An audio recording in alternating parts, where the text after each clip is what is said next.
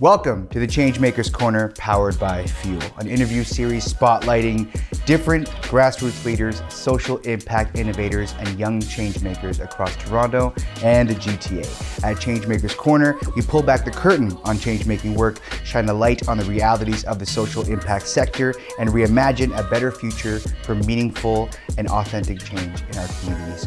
Learn more about Fuel at fuelchange.org and on social media at Fueling Changemakers. With a special quick episode with my man, Brandon Benzon, financial educator and advisor. Thank you for being here. Thank you for having me. Of course. How are you doing? How's your day today? Doing good. Yeah? Not too bad. Yeah? What did you do today? Did you do anything special, or were you just hanging out at home?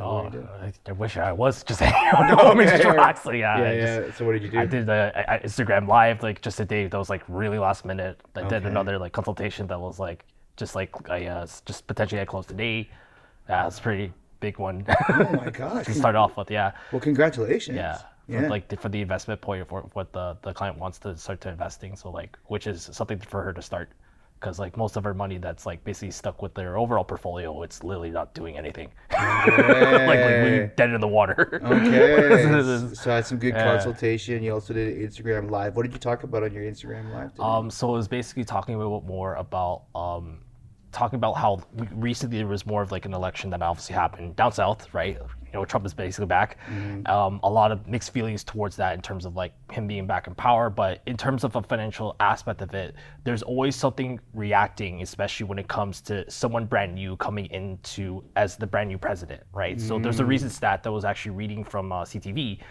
From a news article, since 1945, there's usually a 70 to 73% chance for the markets to actually technically bump up a little bit, regardless if they are from either Democratic or Republican. Okay. So as basically Trump was basically reinducted back into power, everything went up basically from the stock market. Bitcoin went up, obviously. Okay. Yeah, obviously. yeah. The Bitcoin bros are just yeah. Okay. Yeah, but but giving them advice. Yeah. Giving them real advice to navigate the economy, and not have their income just sitting there doing nothing. Yes. Yeah. Let's get right into it. Yes. Since we got into it, so.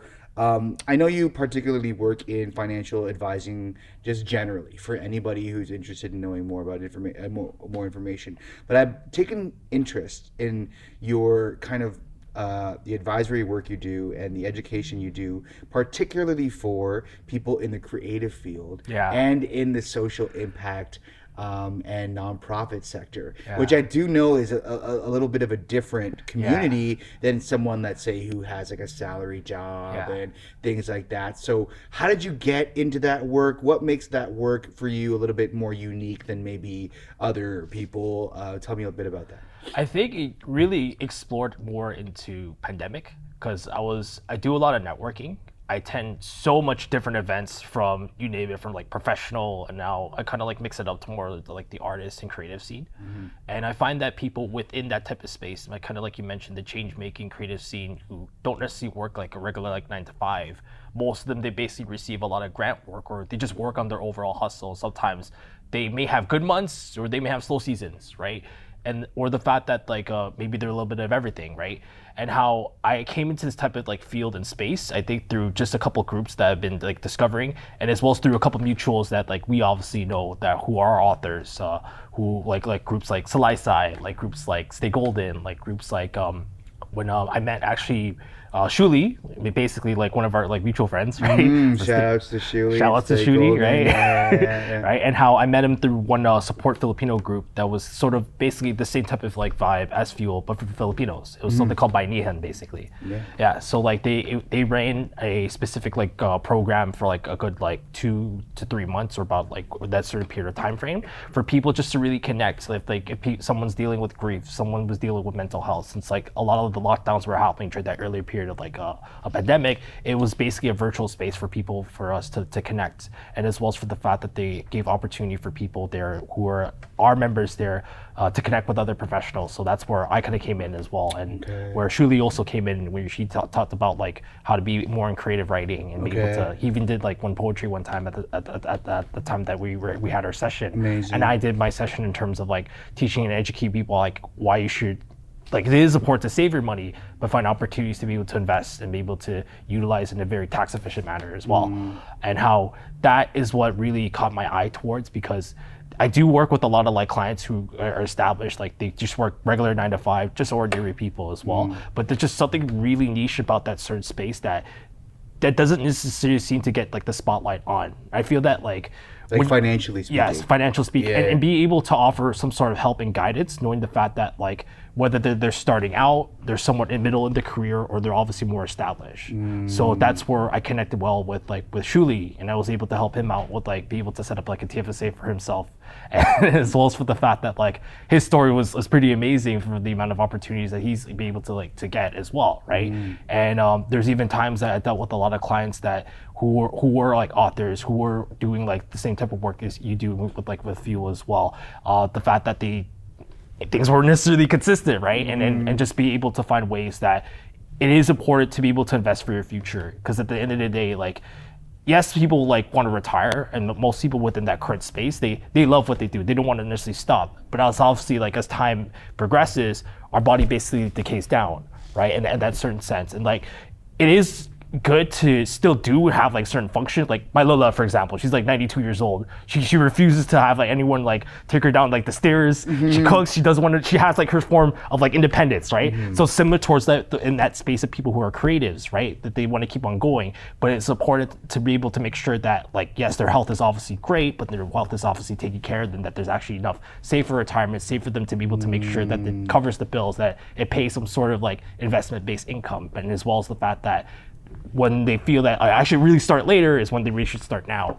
So I've been working a lot with like these people that we basically know who are authors, who receive like grant opportunities, who have like their own hustle, who aren't necessarily receiving a steady like 9 to 5, but they have some sort of like income coming in, but knowing the fact that they don't need to break the bank to start off to invest like hundreds and thousands of dollars each and every single month.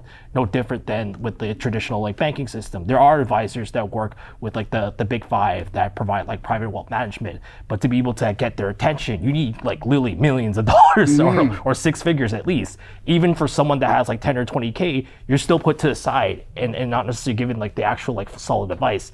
Where I've seen a lot of people, even from the creative space or even from my regular clients, they weren't necessarily given a lot of attention towards. The first ever like really big client that I actually like was able to help out, she was like a young girl herself that was sort of in this type of space as well, and how she basically felt that she was basically tossed aside from like calling customer service. Every time you call customer service with like from like a bank or any type of like institution, it's always gonna be a different person. And every time she always asks for questions and advice, it's always a different type of like aspect, right? It's kind of like if I gave you like adobo chicken, right? It's always like it's too spicy, it's too oily, it's too like, but like what's the consistent advice? What I need to do? And like we also discovered the type of investments that was served to, and I always use the analogy of like being served food, right? Let's say you always wanted like the best adobo chicken, like authentic, be able to be made by one of your titos and titas, but you get the dish, it's not really like served as an authentic based type of dish. It's basically like President's Choice, or kind of like kind of like off grade in that sense. So like that's where I deal with a lot of like my clientele in terms of being able to understand that they don't necessarily have that type of like guidance and education, but making sure that I be able to hold their hand very step by step, right? Because like the way that I really help consult and really work with a lot of my clients is no different than going to a doctor, right?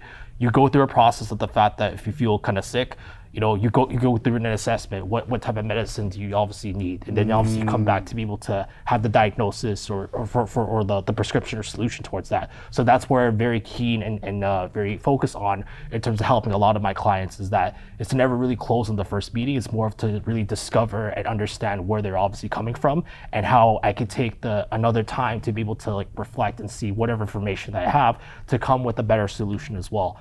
And since I've been doing this like a lot more during like pandemic, I've been helping a lot of people who are artists, who are poets, who are creatives in that certain sense, because they're really great in terms of being able to craft in terms of their work when it comes to writing a certain like haiku or spoken word, or they're getting for the next like gig or where the case may be. But when you talk about things like you should open up a TFSA, RSP, TFSA, like and all these other things, just literally like it's out like, the head. What are you saying? Yeah. And thank you for doing that work. I think there's a lot of uncertainty in the social impact space, particularly due to particularly talking about like financial like sustainability. And I think that a lot of the social impact space in the nonprofit world is built on things that were essentially not sustainable to begin with. And so now we're seeing all of these kind of crumbling infrastructures and organizations that can't survive because the funding is so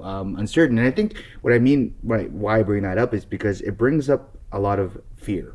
Yes. And I think a lot of people in the social impact space are scared to talk about money Yeah. because there is a lot of uncertainty and worry and stress. And I think a lot of people just naturally don't want to talk about it. But even beyond the social impact space, there's like intersections of culture and family and upbringing, all of these obstacles that kind of prevent honest and vulnerable conversations about money, you know, and about funding. But in the same breath, financial wellness is a huge part of wellness in general. And I think that it needs to be talked about more. So like, you know, talking to someone who is maybe scared about having these conversations, and for whatever reason, what are some advice that you give them to even start the conversation with you and like have that consultation? I feel one of the most like easy icebreaker questions is just that literally $1 million pops into your account. What do you want to do with it? And then it just begins from there for them to open up, not going into like what you can afford. Here's this plan and that for it. Like that obviously is important with the work that I do because I'm licensed to be able to like solicit like the insurances, the investments, and all that type of stuff. But just understanding what is it their goals that they're trying to accomplish and what does it really mean towards them. Right? Everyone wants to be able to buy a house, but what does it mean for them to be able to like have their own point of view, to have their family there, to have their own form of independence, right? And how they describe and how they like connect with it emotionally and how much it means to them, right? And how they see a lot of people have a lot of frustration talking about money. There's always the common saying that money is always the root of all evil, but it's not necessarily money itself. Money is considered to be a tool. It's the love for money that's considered to be the root of all evil that I find, right? And the fact that money is as is a tool, we are its wielders, and having the right ways to properly invest, to watch our budgets, to be able to not overspend, and probably utilize proper grant opportunities for people that like we know in the space that apart from the organizations that have failed, but like there are organizations that have been successful and be able to know how to find money and make it work and be able to get grants and be consistent towards it as well, right? And that's where it really like matters, the fact that you are the wielder, money is your tool, and depending on how you want to be able to be your own architect, create your own, and develop your own game plan. The possibilities are obviously endless, and I've seen this so many times with like a lot of my clients that I've worked with, right? One author that I really work with in terms of as a client, her base like salary wasn't really that much in terms of like making an additional like 40 or 50K, but luckily she had her side gigs in terms of doing a lot of like authoring, editing, right? And be able to like sell like even like stickers where the case may be at markets. But knowing the fact that regardless of how much she makes, it doesn't matter how much you make, it's what you keep at the end of the day, right? And the fact that we've worked together for almost over like 2 years, she started off with just small contributions, Pat, and how she literally just started off with like a couple like $300 or $400 each and every single month, and every lump sum, right? But that effect of knowing the fact that she knew how to really monitor her budget, how to basically keep some savings and assets for the amount that we were able to invest for her was worth over like 39,000, and now it's worth over like 50. Wow. Yeah. That's amazing. I think you mentioned a few things that particularly stood out to me was like putting the power back in their hands. I think that like a lot of times we're fearful about conversations of money because it feels like it's something that we can't control, that it's something that's happening outside of us, and we are just responding and reactionary to money. And I think that what some of the things you talked about is like putting the power in your hands. It is a tool, and the tool is in your hand to use. It isn't something that controls you or should dictate where you go, but rather changing your mindset around how you view money. Put the power back in your hands, understand that you have the control over it in certain ways, right? I think obviously there are many exceptions we can make, and people who are living in low income or whatever, but I think generally changing the mindset around money is very helpful. And also the other thing you said is like hope-based language. Like I think a lot of the times we can have like just like talking about change making in general, we can have like very dystopian language around being like there's like no hope in the future for this, and I think that there's I mean a lot of merit to that. There's a lot of reality to that, but beyond that is using hope based language to encourage people to kind of like to be motivated to help themselves. And that's why that question of like, what would you do if you had $1 million in your account right now? And I think that like using that like imaginary, like your imagination and that play as a tool to have better language around conversations of money is so effective. And so I don't know if like you like have you said it that way, but that's what it feels like when you say these things. That's what I really feel like when I really connect with people within that creative change making space, and like they receive a lot of like grant opportunities, right?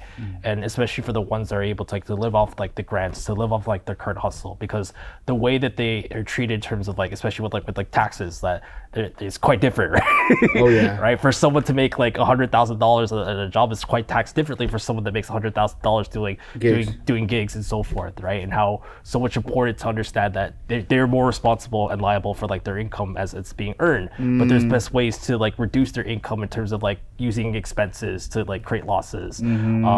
Situations where if they are earning a high amount, like within like high 5 figures or borderline 6 figures at best, utilizing things like RSPs or first home savings account, which the power of those two types of accounts is that every dollar that you contribute into those type of plans is tax deductible. Right? Yeah, and these are little tricks of the trade, little bits of information that artists and social impact workers, at least some of the ones I know, are really scared to know. But I think that it could be empowering, and I think that part of it being empowering is again changing the mindset to have a more hopeful view, using it as a tool to help you versus something that you have to just respond to and be scared of.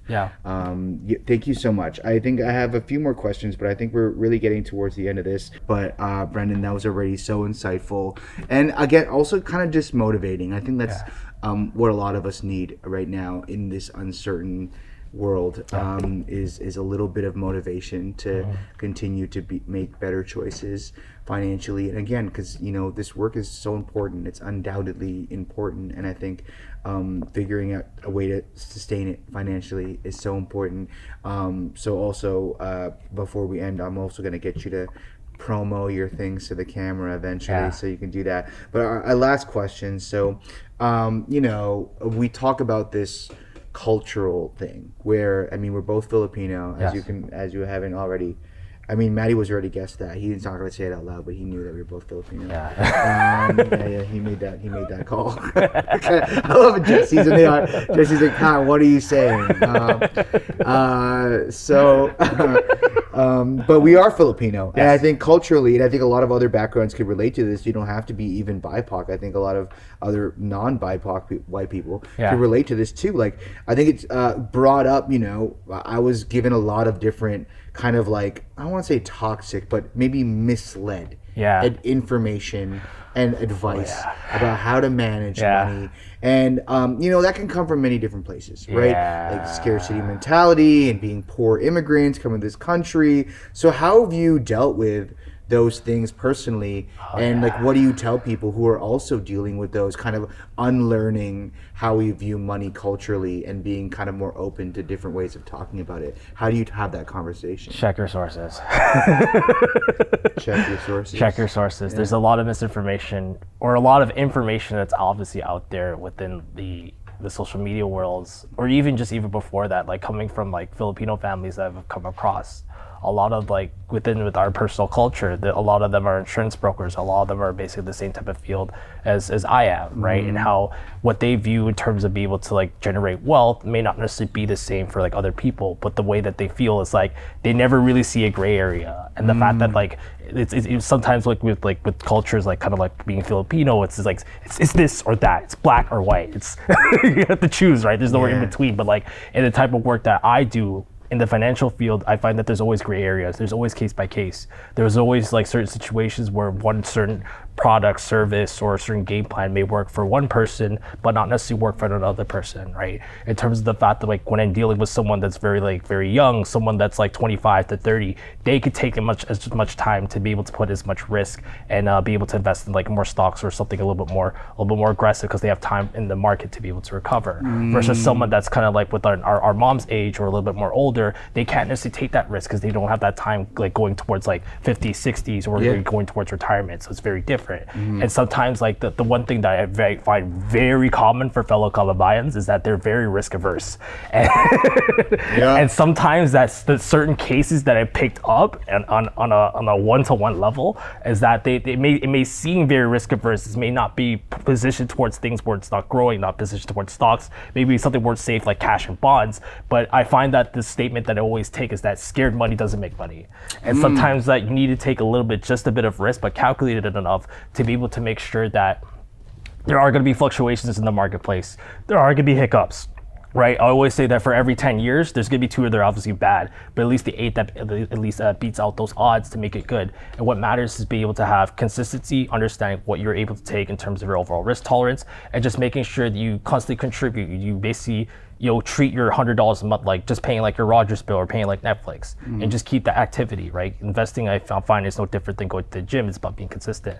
But sometimes that I find that a lot of like with the people within the Filipino community and other culture communities, they're so scared of it because they only know how to be able to play it safe. They only know how to like put it to like a daily interest account or worse being because like, we're so used to not having it. We're exactly right. So So they have this certain fear of making sure that they have this huge lump sum, but it's the fear of letting go and making sure where to really take changes as well. Especially that crab mentality we have a lot of Filipinos, right? Speak on it. Yeah, right. So like the fact of the matter that for every like tito or tita that you probably see like.